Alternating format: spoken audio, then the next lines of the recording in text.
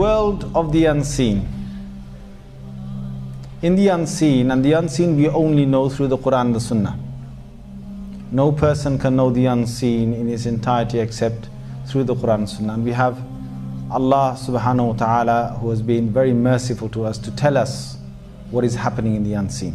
Belief in the unseen is a very fundamental characteristic of a Muslim. And that's why at the very beginning of the Quran, in Surah Al-Baqarah, just after the opening Surah Al-Fatiha, the opening chapter, Allah subhanahu wa ta'ala describes the successful people. He says, this is the book in which there is no doubt, a guidance for those people who fear Allah. Those people are those who believe in the unseen. Indeed, this book, there is no doubt about it. There is no doubt about the Quran. There is no doubt about it. Every information that exists in the Quran, there is no doubt about it. لا ريب فيه. هدى للمتقين. It is guidance to those that are pious, to those that have consciousness of Allah. الذين يؤمنون بالغيب. Those who believe in the unseen, unknown. Part of believing in Allah subhanahu wa ta'ala is believing in everything that He has said in Al-Quran. Now the unseen is a very, very general word and it covers a lot of things. The very first thing belief in the unseen covers for a Muslim is belief in Allah. That is the biggest belief that we have. And it overrides everything else in the unseen world and in the seen world. Likewise, if you look at the pillars of Iman, the pillars of belief for a Muslim, and tu'mina billah, that you believe in Allah, wa malaikatihi, and that you believe in the angels. We can't see the angels. And currently scientific thought doesn't hold the existence of the angels to be true. This is a matter of the unseen, a matter which we believe in firmly. We believe in these creatures which are angels that we can't see. We believe in Gabriel. We believe in Israfil, Mikael, Malak al-Maut. So we believe in the angels. We believe in the day of resurrection. Our belief in the last day is from our belief in the unseen, that we will be resurrected after we die. Also part of our belief in the unseen are the jinns. There's a surah in Al-Quran which is called Surah Al-Jinn, the chapter of Al-Jinn. We believe. The word jinn in Arabic comes from a root word, jim nun nun, which means something that is hidden. Something that is concealed from the eyes, something that is hidden. It is an entity that is completely hidden from the eyes of men. We do not see them. They are in a world that is beyond our physical world that we inhabit. Both going to exist in this world, coexist in this world, but they're going to be able to see us, but we don't see them. What does Allah tell us about the jinn? What does our Prophet tell us about the jinn? Of the things we know about the jinn is that they were created before men.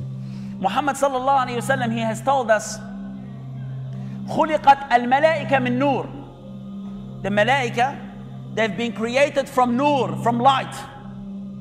وَخُلِقَتْ الْجَانِ مِن نَار. Jinn, have been created from the fire. The jinns have been created from fire. And again, there are several ayats in the Quran to talk about the fact that they've been created from fire. Our essence comes from clay, from water, and from other elements. We've got a heavy material side to us. They've got a very light side to them. The essence is that they are, since they are of fire, they're able to fly, they're able to move around much more easily than ourselves. The Quran is very explicit. The Quran is very explicit that before we existed, the jinn existed. Before Allah created Adam, He had created the jinn. Allah says in the Quran, we created man from a type of hard clay, rock that had become rock solid, that you could knock on it and it would reverberate. وَالْجَانَّ خَلَقْنَاهُ مِنْ قَبْلُ مِنْ نَارِ السَّمُومِ. And the jan, the plural of jinn is jan. And the jan we had created before that from a nar, from a fire that is samum. Samum has been understood in two different ways. One meaning is that samum is a smokeless fire. It is a fire that is raw heat without any dukhan, without any smoke. And that is valid because the jinn don't have smoke.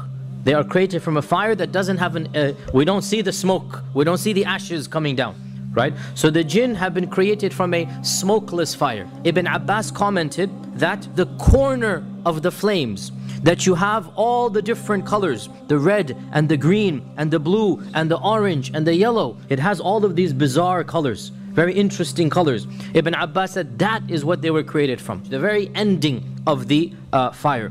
The jinn are a type of created being.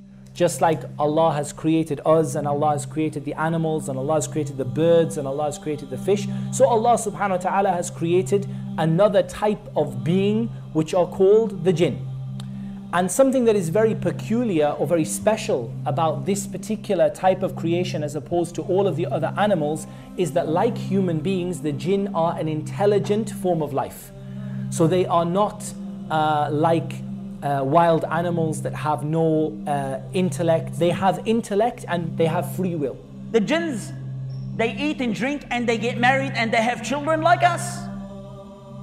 There is no difference. So they're very similar to human beings in many different ways. How did Allah create them from the flame? How did that flame form an intelligent being? Allah subhanahu wa ta'ala knows best.